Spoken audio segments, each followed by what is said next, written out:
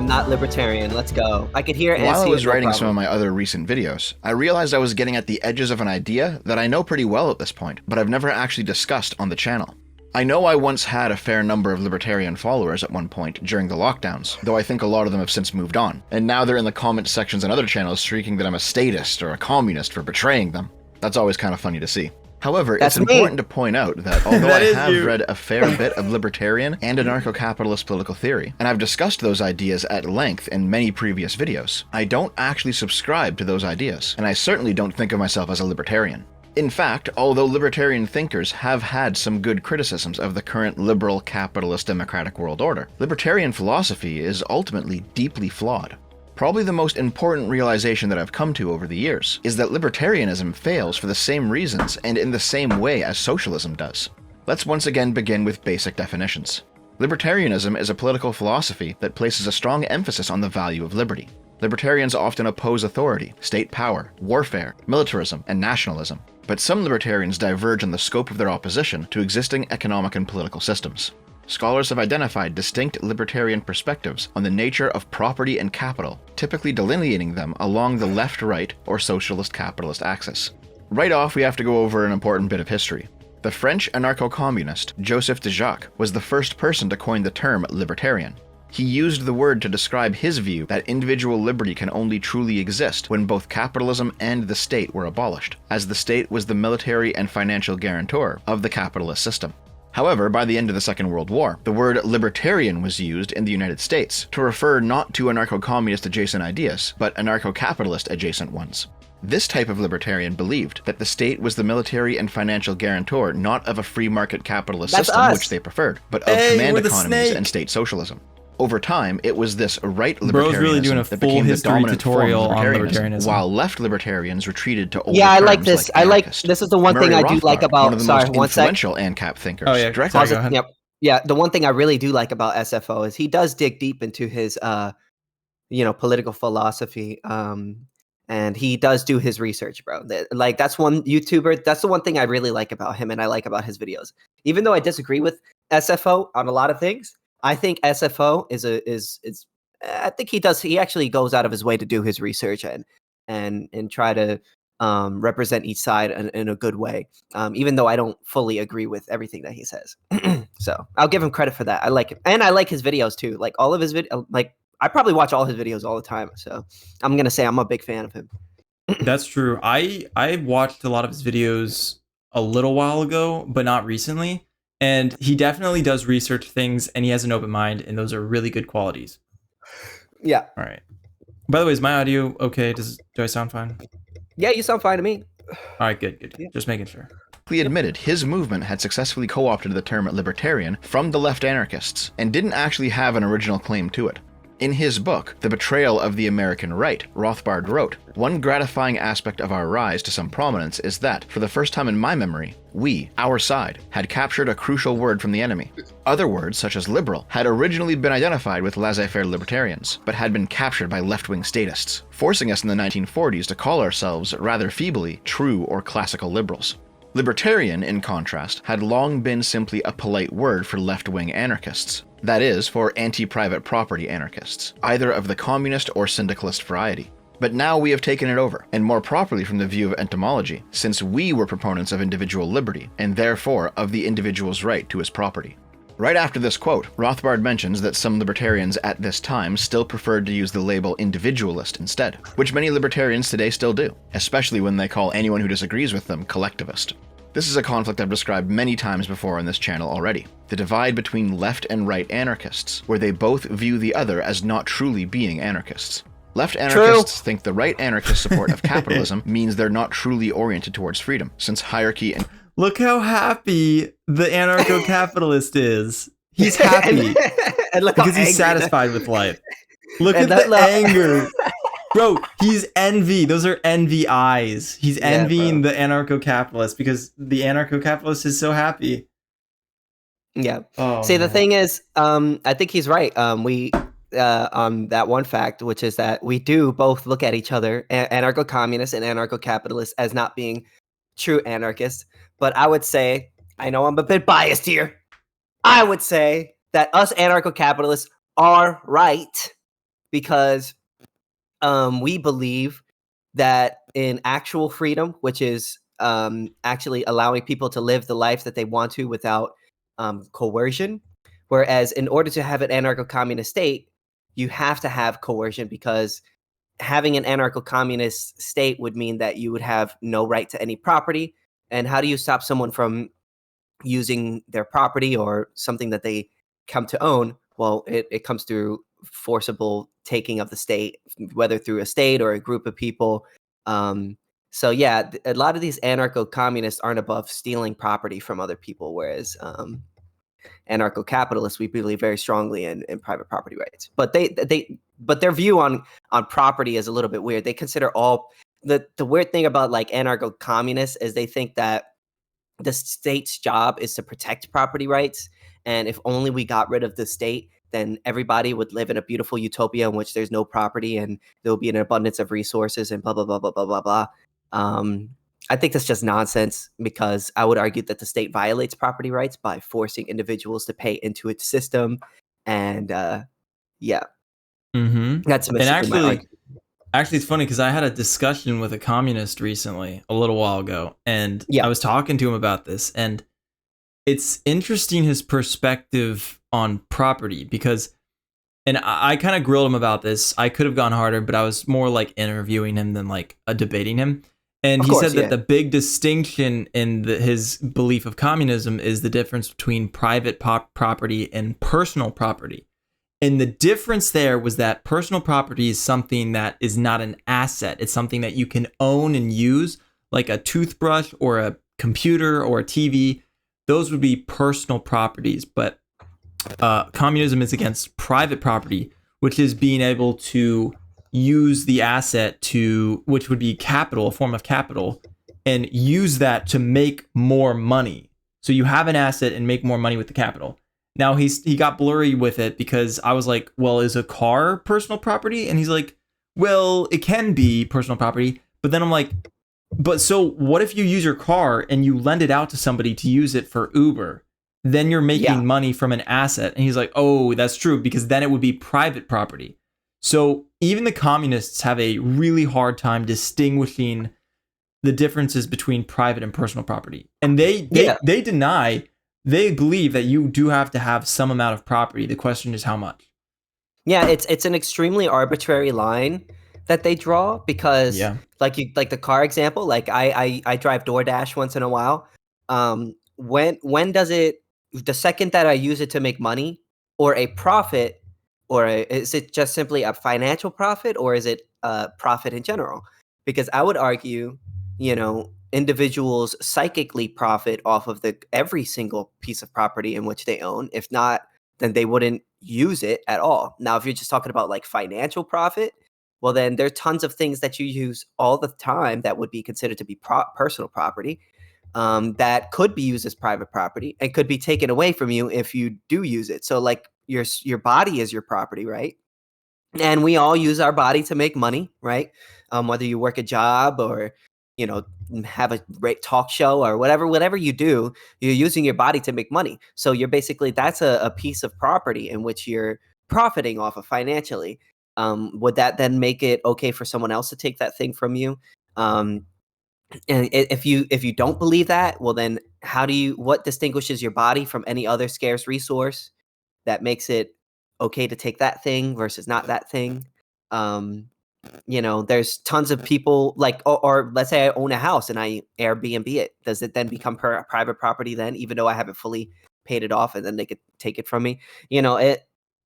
No communist has a concrete answer as to what you can own, why you can own it, what is exploitation, what is the how much profit are you allowed to have on your thing? None of them have a concrete answer. Whereas anarcho-capitalists are a little bit different. You know what I mean? We'd be like, okay, well, if it's a scarce resource, well, then you are either the owner of it or you're not. There is no like, you can own this thing and you can't own this thing, or you can maybe own this thing. No, you could own, if it's a scarce resource, you can own it. You either do own it or you don't own it. You know what I mean? And that's just, there's no arbitrariness there, Yeah, and I think you really nailed it on the head when you said that the line is arbitrary, because even the most minute personal properties like a toothbrush, say you buy a toothbrush and then resell it for profit, it's still an asset. So it doesn't matter what kind of personal property you use. It can always be used as private property. It can always be used to make money from it, no matter what you use. So that line is a very arbitrary one, and it's, I don't know, it's something that they have to figure out to flesh out their ideology. But yeah, there has to be some concrete line. You have to draw you have to draw a line in the sand somewhere, right? Exactly.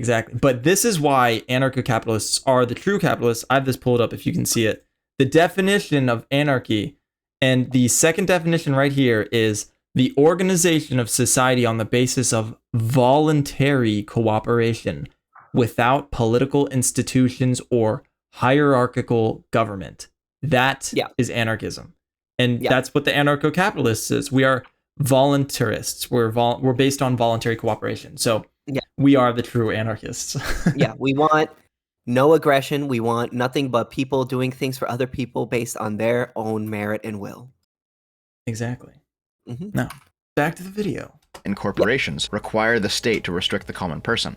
Right anarchists think the left anarchist support of socialism means they're not truly oriented towards freedom, since equality and collective ownership require the state to restrict the common person. And they're both correct on some level. If you've ever listened to a bread tuber talk to or about libertarians, they often use this point as the main thrust of their attack. And if you ever heard libertarian socialist or left anarchist channels talk about their view of the oppression of the state, you'll notice that, for a good long while, they actually kind of sound like American-styled right libertarians. Representative democracy promotes the idea that our only way of wielding power is by choosing who will represent us. This discourages us from learning how to wield power for ourselves. Democracy is not alone in this, even if it may be more effective in its illusions. All governing institutions constrain individuals into passivity and subjugation. The idea that common people are active participants in a well-meaning political system is a comforting lie, which serves to hide the fact that we are, more or less, merely spectators of a rat race between the people in charge. We must understand and confront how various institutions use representation to keep us divided, weak, and tied to the dominant system. Politicians, corporations, media outlets, organized religions, and nonprofits continue to spread dangerous ideologies. Until they don't, anyway. Neoliberalism has transformed political representation from a framework to address racism, sexism, and all other forms of injustice that thrive within capitalism into a demand to diversify the political and economic elite without...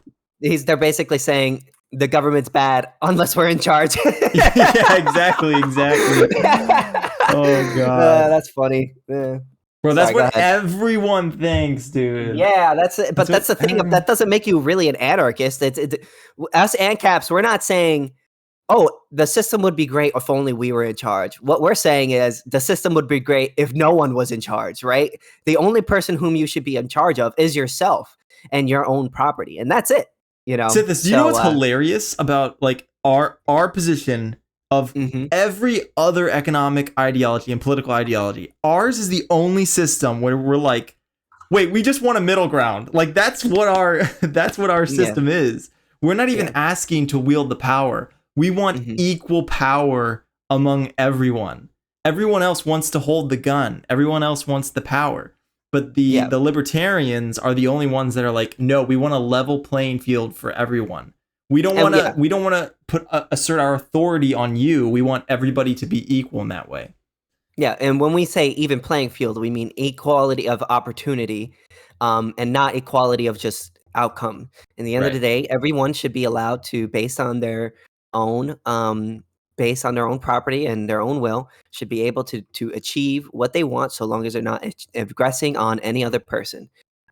So as long as you aren't aggressing on anyone, you could, build a whole bunch of wealth. And another thing is we don't really care that much about inequality, because in the end of the day, individuals are unequal. So because of that, there are going to be some people who are going to acquire more wealth than other people. So because of that,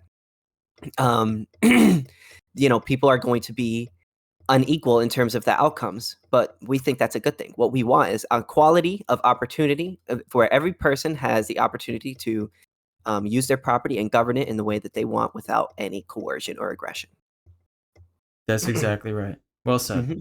About addressing the massive wealth and income inequalities that form the material foundation of oppression.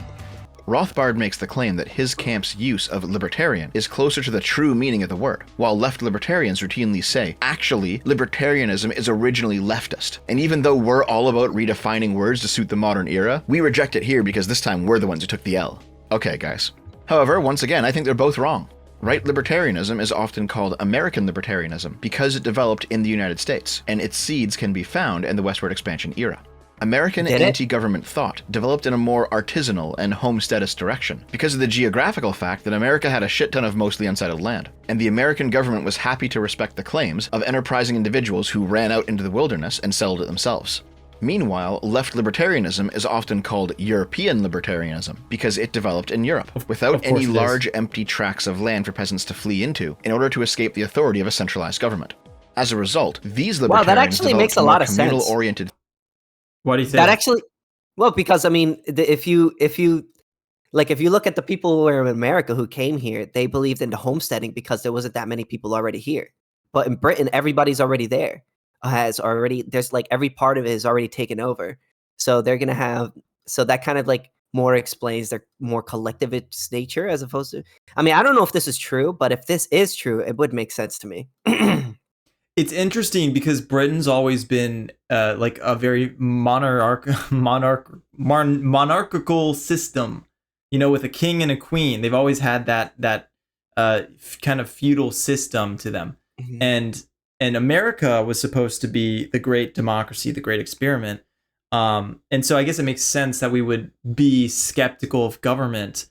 But it's strange for Britain, who's always had a government, to not also be skeptical of government. Or maybe they've had it for so long that they trust it. I don't know. It's kind of weird. I think in comparison to Americans, they kind of came here to escape a lot of the government tyranny. And then a lot of the people who sort of stood by had kind of faith in the system. So I guess it makes sense that there's sort of a divergence there. You know what I mean?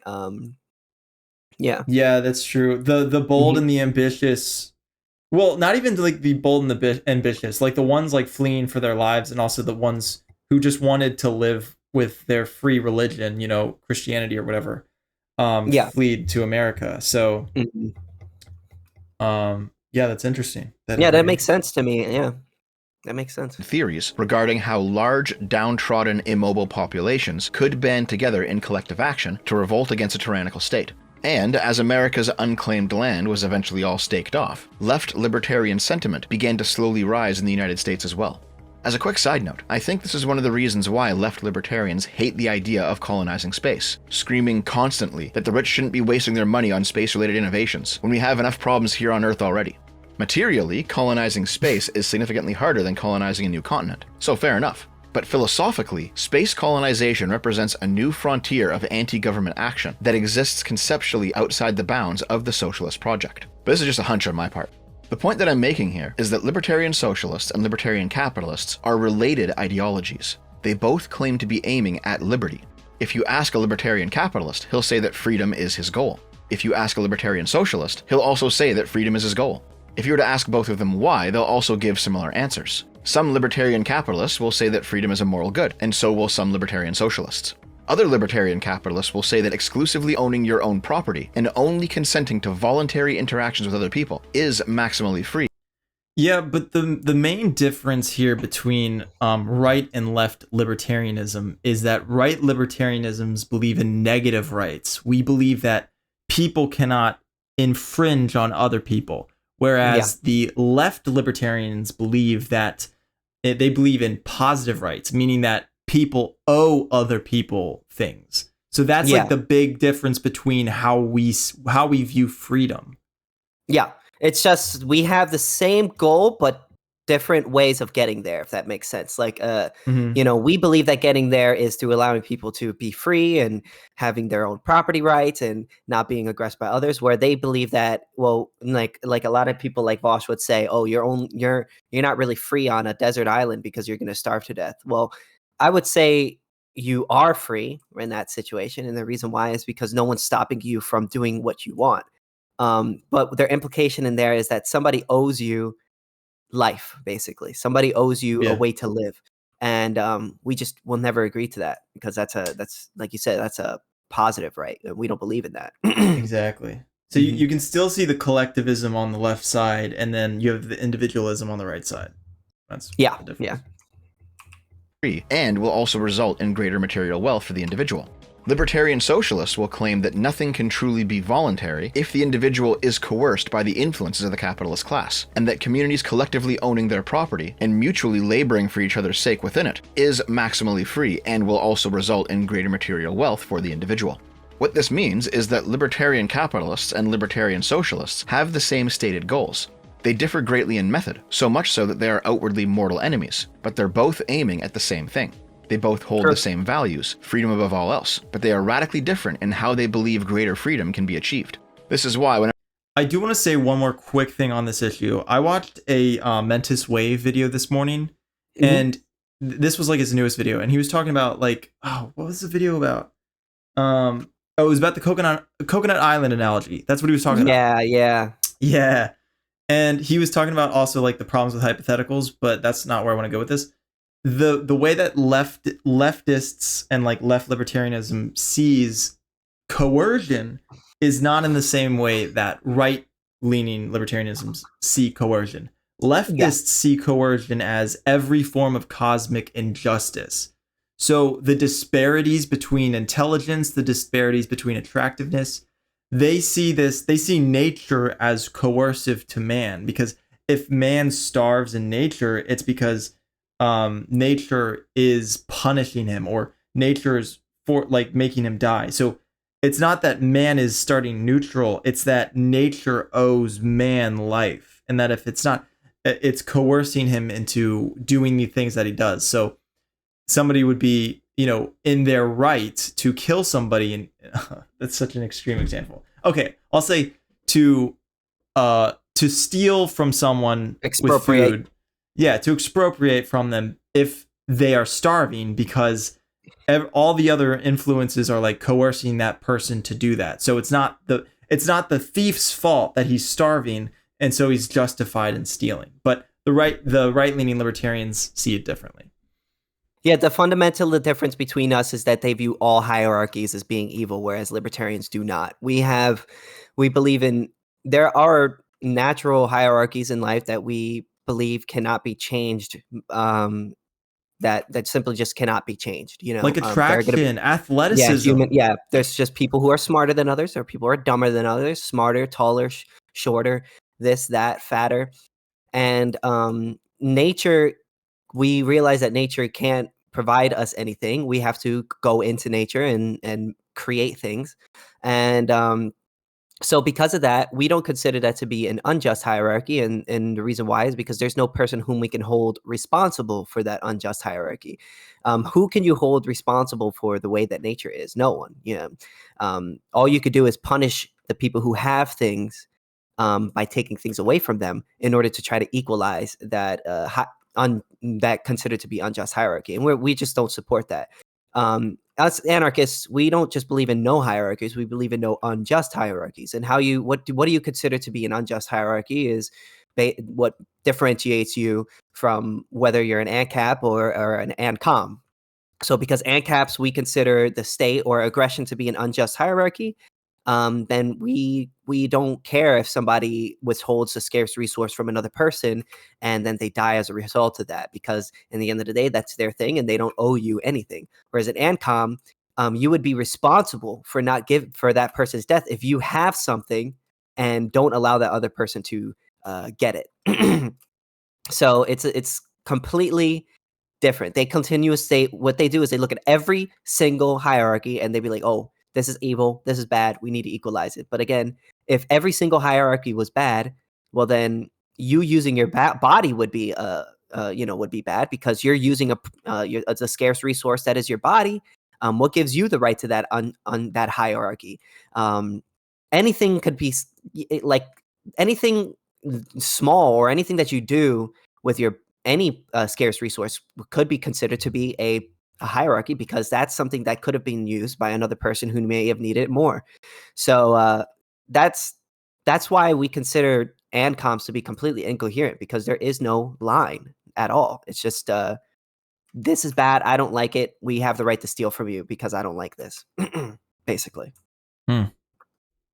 Whenever I've watched a breadtuber like Vosh debate a libertarian, he always says something like, "You like freedom, right? Well, me too. I just like it more than you do. I want freedom for the workers in the workplace. There's way more workers than owners, so I want more freedom than you do." And philosophically, Vosh is more correct. The problem lies in that pursuit of freedom in the first place. In a recent video, I spoke about negative and positive rights. We have to dig a little bit deeper on that topic, because despite how much libertarians and some liberals love the idea, it turns out it doesn't actually work all that well. Yes, I get it. Negative rights exist in a vacuum, man, a state of nature. Positive rights are negotiated between people, governments, civil rights. I get it. But that's ultimately the wrong way to think about it. The idea of negative and positive rights was first formulated by Isaiah Berlin in a lecture he gave at Oxford titled Two Concepts of Liberty. Berlin defined negative liberty as the area within which the subject is, or should be, left to do or be what he is able, without interference from other persons. And he defined positive liberty as the source of control or interference that can determine someone to do or be this rather than that. To put it more simply, negative rights are properly worded as freedom from, the freedom from external restraint, while positive rights are properly worded as freedom to, the freedom to positively take an action. Take free speech rights, for example. Free speech is generally considered a negative right, the freedom from the grasp of the censor. But it can also be formulated as a positive right, the freedom to speak, the freedom to perform the action of speaking. Let's do the same thing for a common positive right, like the right to education. Yeah, but I don't know if that's right, because speaking is like is speaking neutral? I mean, it's like active. Well, I don't know, that's weird. That's weird to think about. Anarcho-capitalists don't believe in freedom of speech. What we believe is we own our larynx, and so therefore we have the right to use that scarce resource. we own speech. Yeah, you can't have a freedom of speech, because a freedom of, a speech isn't a physical object in which you can have a right over. Yeah, no, I agree with Andrew Wilson on this one, because rights don't exist. Man creates rights for the welfare of society, or the well-being of society, not the welfare. Well, yeah, if a right is just an action that ought not be impeded. It's something that we recognize. Rights are just things that we recognize. They're not physical objects. But and you can only have rights over scarce resources, because those are the only things in which you can use in an exclusionary way. Yeah, that's true. So I'm not really sure the point that he's trying to make. Is he trying to say that if you have a freedom of speech, or the freedom to use your larynx, that's a positive right because you have the freedom to do it? I'm not sure what can you? Yeah, I understand. You want me to bring it back? Yeah, I think I understand what he's saying. He's saying that it's a negative right because people can't stop you from speaking, but it's also a positive right because you're allowed to speak.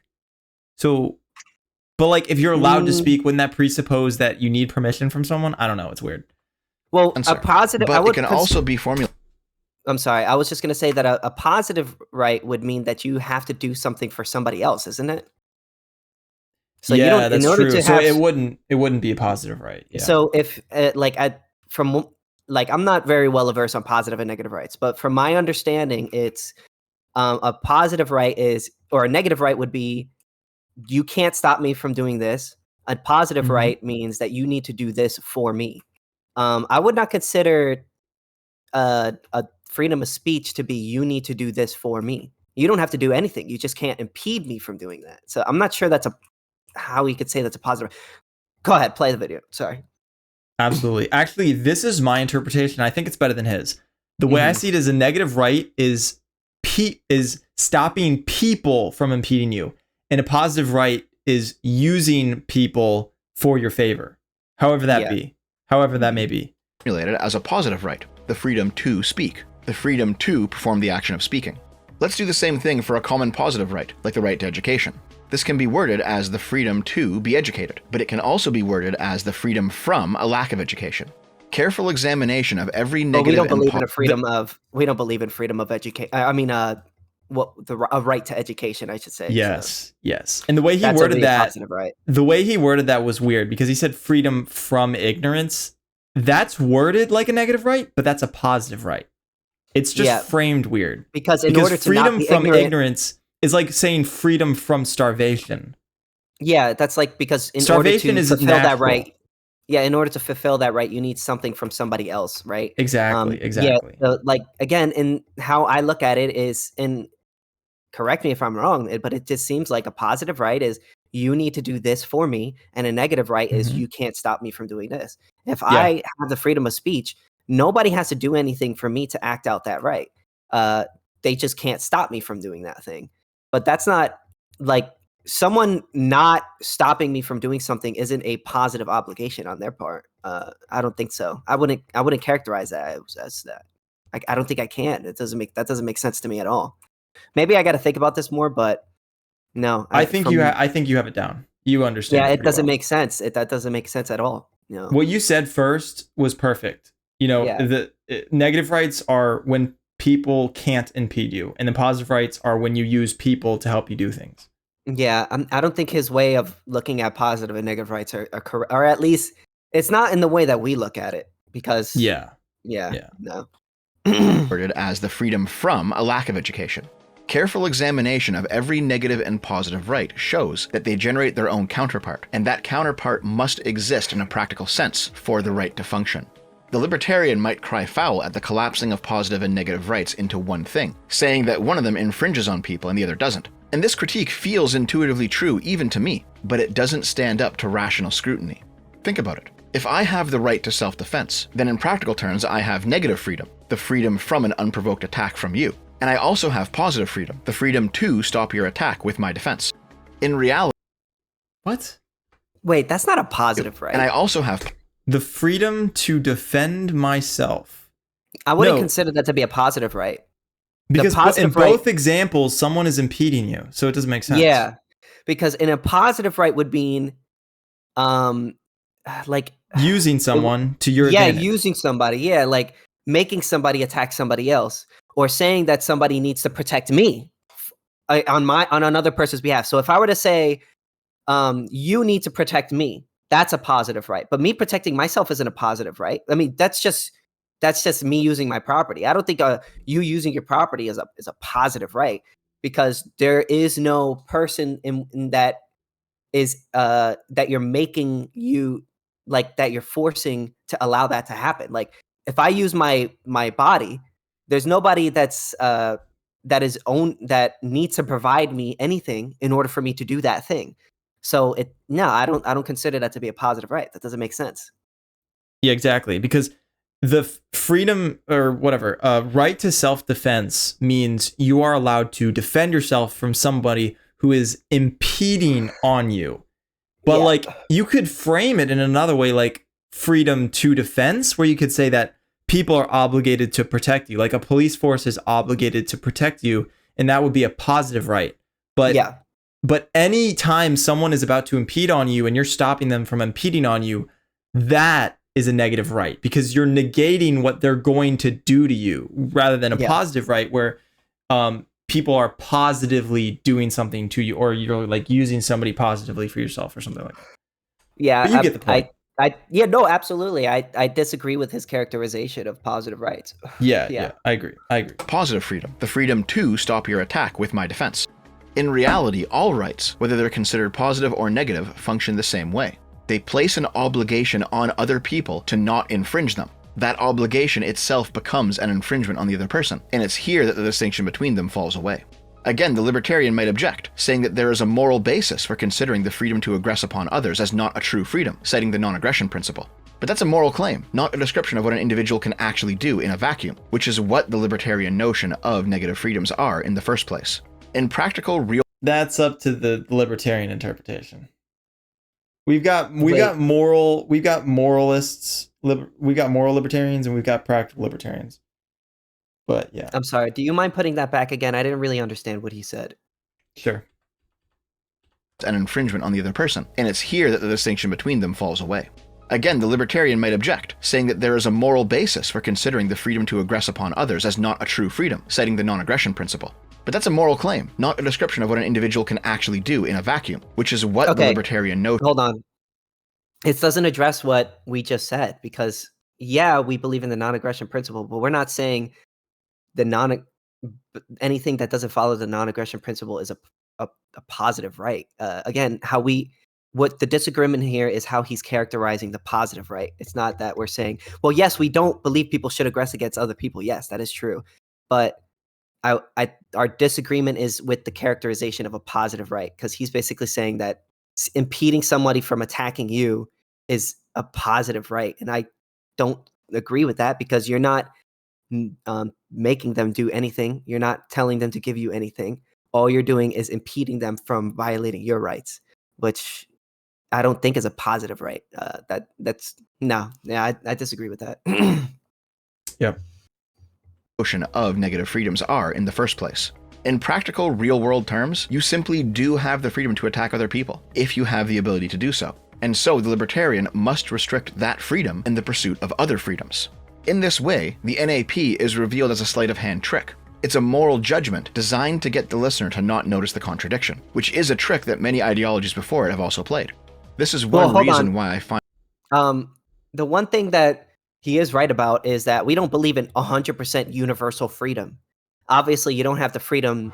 Well, you do have the freedom to aggress, but we don't believe you should have the freedom to aggress. You know,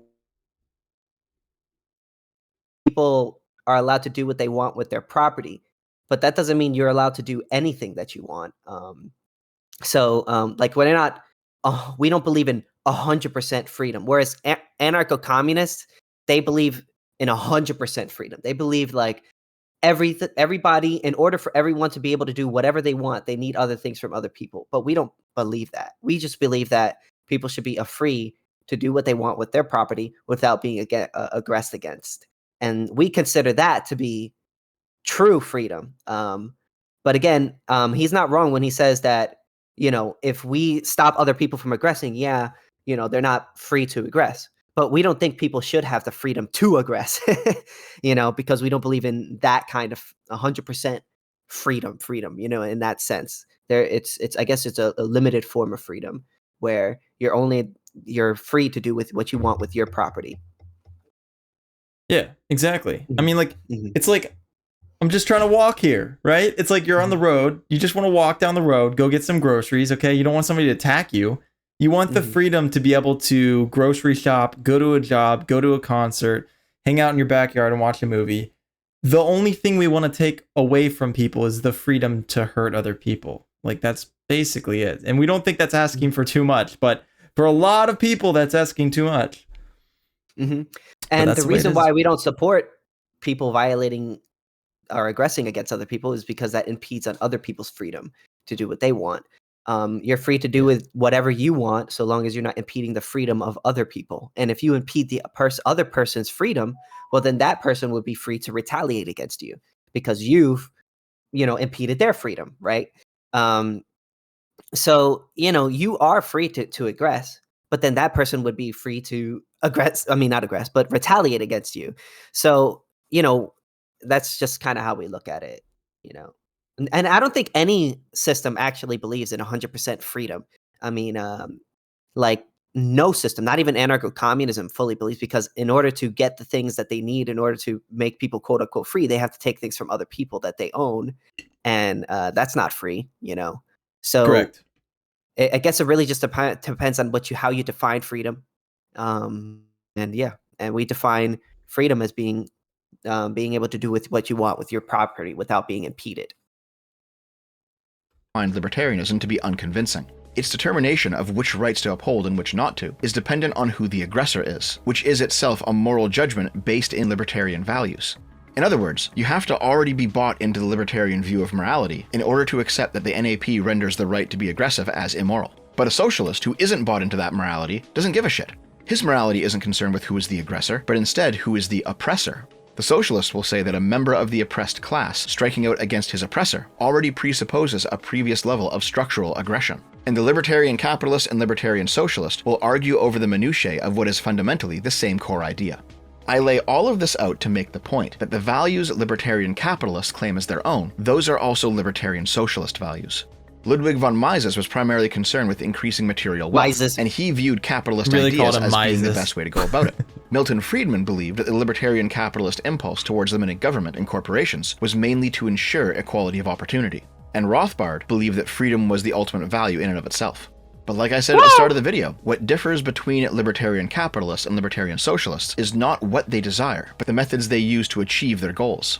They both prioritize material prosperity, equality of opportunity, and freedom. But libertarian socialists do not believe that Mises' ideas will create prosperity. Instead, collective ownership will. They don't believe that Friedman's ideas will create equality. Instead, abolishing classes will. They don't believe that Rothbard's ideas will create freedom. Instead, democratizing the workplace will. Libertarian socialists and libertarian capitalists have very different views, but they ultimately value the same things and operate within the same philosophical frame. In fact, in a weird way, the relationship between the two ideologies is like the embodiment of the collapse of the distinction between positive and negative rights, as if the two philosophies are themselves avatars of that process playing out. Consider, for example, the libertarian demand for liberation from traditional sexual morality, at least in the privacy of your own home. The state has no place in the bedrooms of the nation. Fair enough. But this is a freedom from argument, the freedom from outside forces coming in and restricting your private life based on some morality that you don't follow. And now look at the other side of the coin. Go back to my video on the extremist trans activist who declared she had to have sex with all of her friends, including the ones with AIDS, because it wouldn't be equal if she refused them, and her freedom required that she be provided with anti-AIDS drugs. That's now a positive freedom, the freedom to fuck anyone you like, consequence-free. Once you notice how these dichotomies function, it becomes very easy to see them in action. The freedom from religious people or the state, preventing you from transitioning, becomes the freedom to transition, often at the taxpayer's expense. The freedom from police arresting you for doing drugs becomes the freedom... This is what ANCOMs believe. We don't believe this. We believe in... Well, we believe in, obviously that people should be free from, religious authorities and things like that. But just because we believe that doesn't mean that we believe that people should be... their trans surgery should be... No, that we believe in full... Actually, see, the thing... I think this points out more a inconsistency in the anarcho-communist arguments, because this is what they believe, and I would agree with him if he's saying that this is like completely kind of contradictory, because they're saying they don't believe in negative rights and they believe in only positive rights and then this and this and that.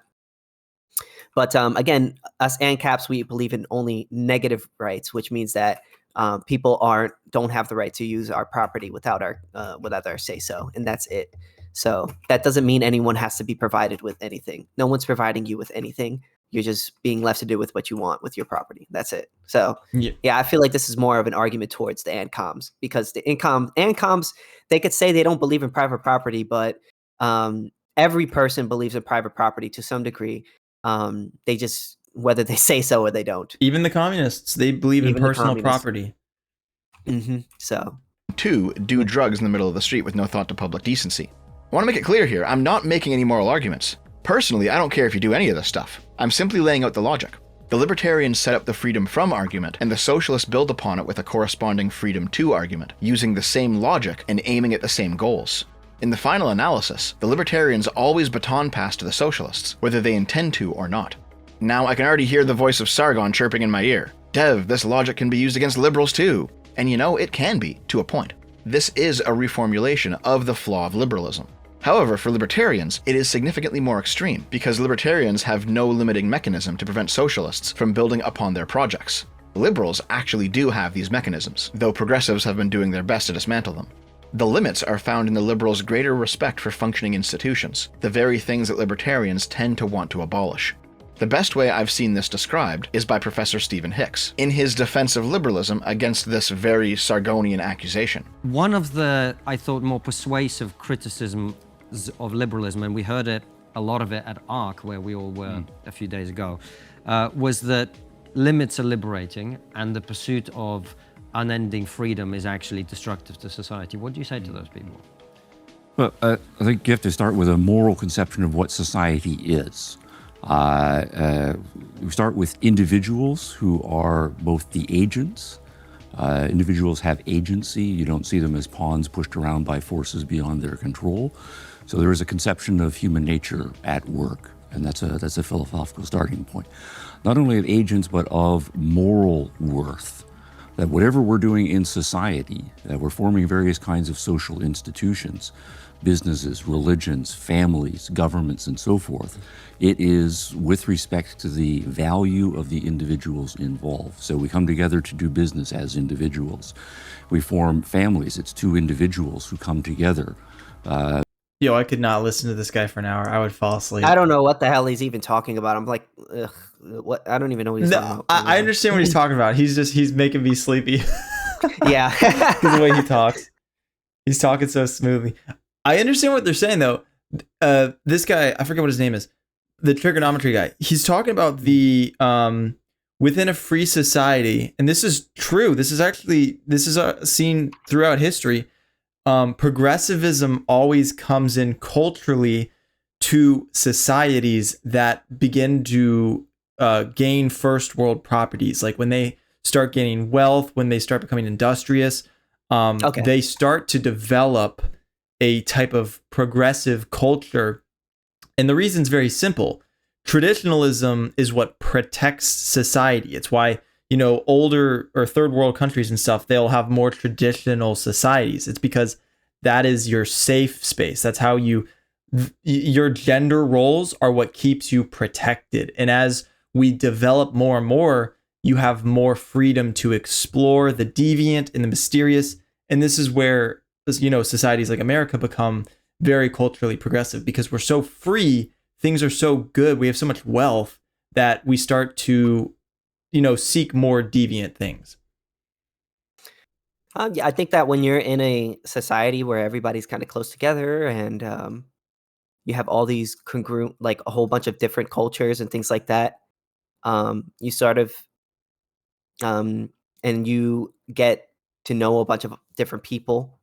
A lot of the traditional things that you learned don't always hold up in a place like that, So because of that, people sort of change when they become more wealthier and they become more they tend to become more accepting and things like that. That's why, like, if you look at cities versus like the country, you tend to see the country to be more traditional, more red, whereas a lot of big cities, they tend to be more liberal because they tend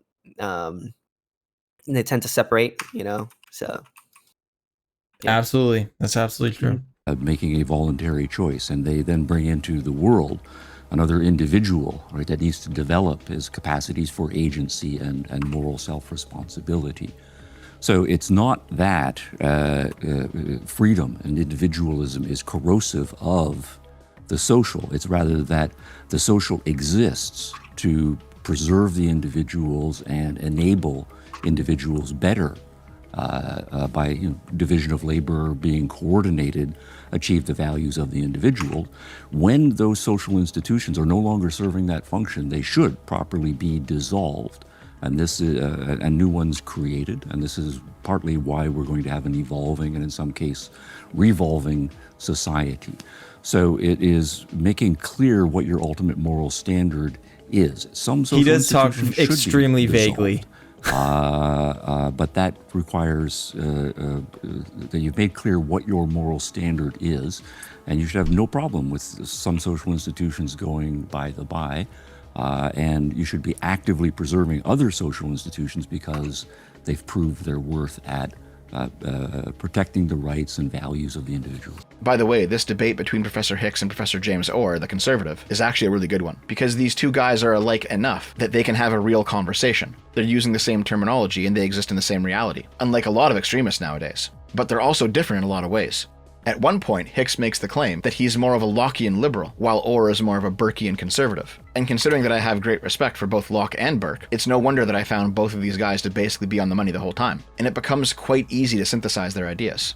That synthesis is why I'm not a libertarian, or a socialist or a progressive, but a liberal conservative. I'm not interested in pursuing an ever-expanding freedom as a part of... That's a liberal conservative? Liberal conservative? That doesn't make any sense at all. Liberal conservative is a political ideology combining conservatives possibly with liberal stances, especially on economic issues, but also... I mean, so you're a moderate? It kind of just seems like you're just in the middle, honestly. You're not too conservative, but you're not too liberal. Bro, I've never heard of this before. I've never a liberal heard of conservative. That seems like two contradictory ideologies. Isn't there like a word for isn't there a word for like something that's completely contrary or contradictory? Yeah, I don't know. It sounds contradictory. Ironic. It sounds very ironic. It does sound ironic. Yeah, because it's just like saying like I'm a communist capitalist. Like, or a like, libertarian socialist. Am I or right? a libertarian socialist. Yes. Same thing, I dude. mean, I get what he's trying to say. He's saying that he's not too liberal, but he's not too conservative. He's like, Yeah. he believes in some conservative values while also looking at it from a liberal lens. I get that. But it just it kind of sounds weird to call yourself a liberal conservative. You know what I mean? It's an interesting position to put yourself in nowadays. That's for sure. Yeah. I mean, but if that's what he is, that's what he is. Yeah, fair enough. March of progress. I'm conservative in that I do want to conserve my culture, my country, my way of life. I do look at change simply for the sake of change quite skeptically, but I'm still a liberal because the culture that I want to conserve is a liberal culture. I want Hicks's muscular liberalism, willing to proactively enforce its own values and standards and not be cucked by the paradox of tolerance. I do actually want what the reactionaries derisively call progress going the speed limit, because the problem we have right now is progressives continually going way too fast and wrapping the car around a tree over and over. I'm not ideologically devoted to the tenets of liberalism, always wanting more freedom and more equality regardless of circumstance, because that again leads down the blind march of progress. But I do like liberal values, and I do want to see them propagated where appropriate, while still being skeptical of their excesses. Libertarians don't want to hear it, but it's their ideas are where those excesses are found. Alright, that about does it for me, guys. I hope you enjoyed the video. Alright, good video. It was a good video. I just think that like a lot of these ideologies, like liberal conservative, is very arbitrary. How do you determine whether or not something is a liberal government? I'm trying to conserve a liberal government. How do you determine what's a liberal government? How do you determine whether something is too conservative? No, it just seems very arbitrary. Like, I can't tell fully like what his stances are. You know what I mean? Just based off of that. It's interesting. Okay, so it sounds like, well, he basically gave us the explanation for why he's not a libertarian. And he kind of laid out the groundwork by telling us that he did research. And to be fair, he did put in a good amount of work of trying to research and understand the ideas. While I will criticize him in saying that, I don't think he fully fleshed out and fully understood the idea of, anarcho-capitalism or anarchism. I will say that, he did put in a good amount of work to trying to understand where we're coming from. I want to say one thing. I think that he did a good job all the way up into the positive and negative rights thing. I think I agreed with him on pretty much everything until he said the whole positive and negative rights thing. And that's where I think we kind of devolved. Because his characterization of positive and negative rights, I completely disagree with. And that's the one thing that I think from there we just completely diverged, Correct. I think we were able to accurately solidify the definitions of positive and negative rights.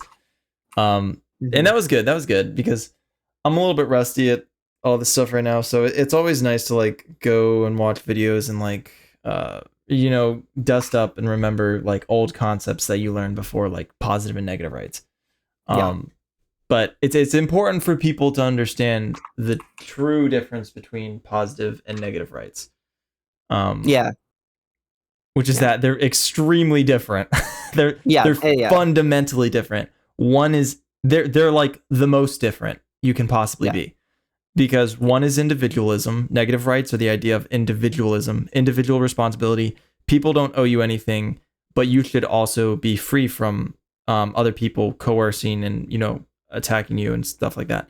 Whereas the other idea is collectivism. Society must work together, and you must be part of society. You must